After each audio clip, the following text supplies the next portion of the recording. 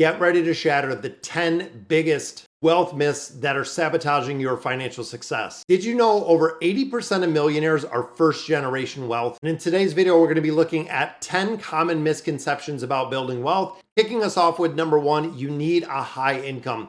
Now, a high income is great if you have a high income, but building wealth is more about the habits. When you think of spending habits, when you think of managing your expenses, saving consistently, and of course, investing, people with moderate incomes have become millionaires, and building wealth is really about investing and saving for a longevity and really smart investing over an extended amount of time, taking advantage of the compounding interest. When we look at a majority of the high income earners, a lot of times they have a high amount of debt, is what we see. Over 50% of people that are earning over $100,000 a year are living paycheck to paycheck, meaning instead of having a $100,000 house, they have a $500,000 house. Instead of a $50,000 car, it's a $150,000 car.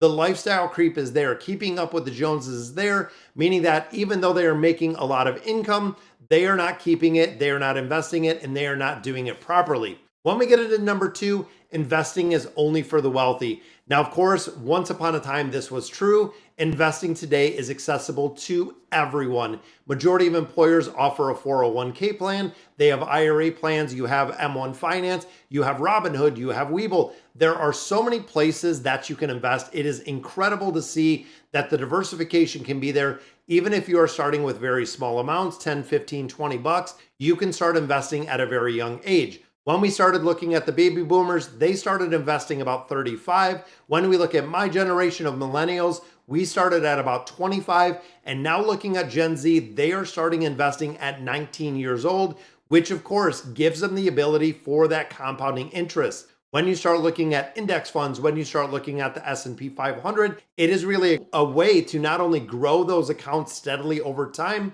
with contributions, but also seeing roughly a 10% growth, which is pretty impressive when you think long-term because of the compounding interest. If you're starting to invest at 19 and planning to retire at 65, 70, you can have 40 plus years of growth within a solid investment plan. Now, when we look at number three, you have to take big risks. This is not true at all, and I am complete proof of that. When it comes to considering a popular belief, a lot of people are the next big thing. Wealth building strategies. You're going to make $1 million doing this. It's drop shipping. It's YouTube. It's cryptocurrency. There are so many ways, but tried and true investing, diversification, making sure you have a solid portfolio has really outbeat any of the quick paydays, any of the get rich quick schemes. It is the slow, steady investing strategy. And I actually had a comment that said my investment portfolio is very basic, but you know what? It is very effective.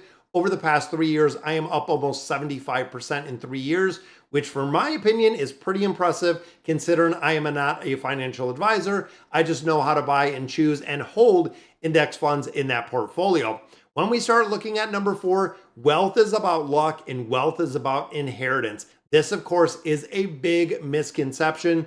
When you look at over 80% of millionaires, guess what? They are first generation. Even when you look at self-made millionaires, it is about the wealth accumulation. Most of people that do hit the lotto, unfortunately, some of them go broke. Even when you start looking at some of the prestigious positions, let's say you're a pro sports player, let's say you're a pop star, a lot of wealthy individuals have built their fortune, and a lot of those wealthy individuals have completely lost their fortunes in the entirety. Now, of course, this comes down to the financial choices, consistently saving, investing, and again, not really taking some mega high expensive risks are not the way to do it. Get into number five, debt is always bad for building wealth. Me personally, I live the debt-free journey, as you can see right back here. Building debt or having debt can build your wealth. Now, what we mean by this is when you start looking at things, not all debt is created equal. There is good debt, there is bad debt, and I really want to sum it up. When it comes to bad debt is your high interest debt. Bad debt is your credit cards.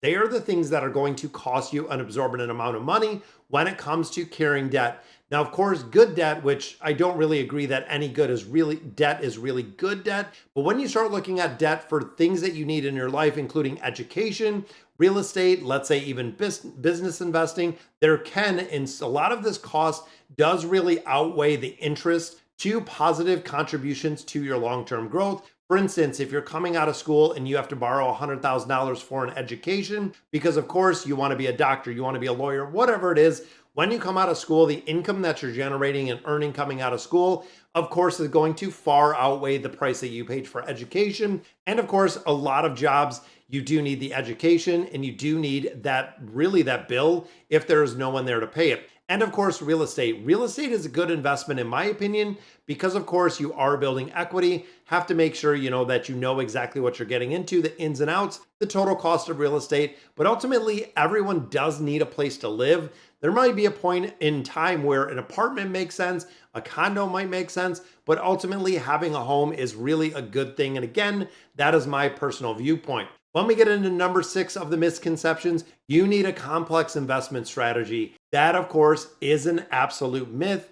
When again, I think of my portfolio, it is super basic. There are 3 single ETFs. There's a growth ETF, a dividend ETF, and then an index ETF like the S&P 500. That's it. When I start looking at investment, I do dollar cost averaging. It's a super simple strategy. Every 2 weeks when I get paid, I have X amount of money that goes into that investment portfolio. And over the last couple of years, again, we've already grown it to almost $120,000. If you followed some of the investment videos, very, very simplified, very basic portfolio. Don't need any sophisticated knowledge, don't need any advanced degrees, just consistently putting money into the portfolio, and it is growing like crazy. The number 7 for the common misconceptions, you must sacrifice your lifestyle. This I do not recommend at all, but I do recommend having a spending plan, having a budget, whatever you want to call it. When you start looking at sacrificing your lifestyle, as long as it works in the budget, that's it. Bar none, that is it. If you love to go to the movies, if you like to, if you like to gamble, if you like to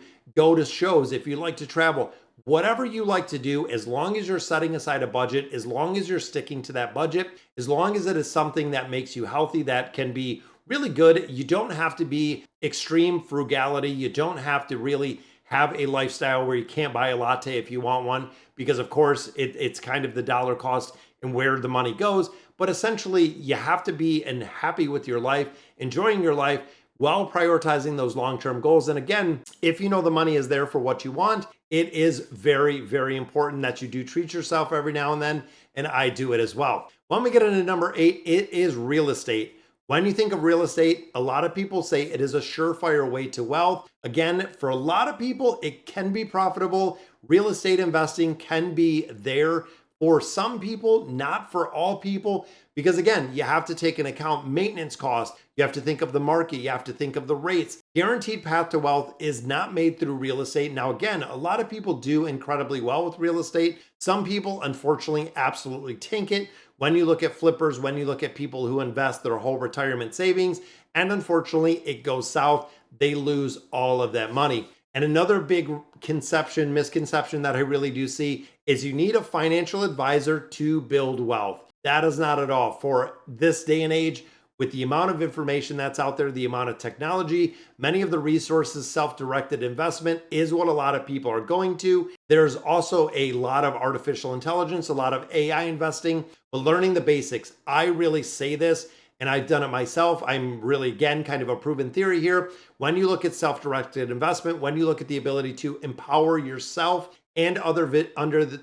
individuals to manage your wealth, it is about you. It is about the time and effort that you're putting into it. I wanted to understand the stock market. I wanted to understand cryptocurrency, ETFs, everything when it comes to investing. I have taken a lot of dedicated time and effort to go ahead and understand before I got into it, because I wanted to know exactly where my money was going and also the risk that is associated with it. And the final one that we look at for a misconception, building wealth happens very quickly. That is not true. When you start thinking of substantial wealth, it typically takes a lot of time. It takes a lot of consistency. Overnight success stories that you see on YouTube, that you see on Instagram and TikTok, it is very rare. It is the patience, it is the discipline, long-term planning that really does help you build the key to long-term wealth. And again, you might see some of the success stories that people made $100 million overnight on drop shipping. Again, it is such a very, very small point and a very, very small probability for something like that happening.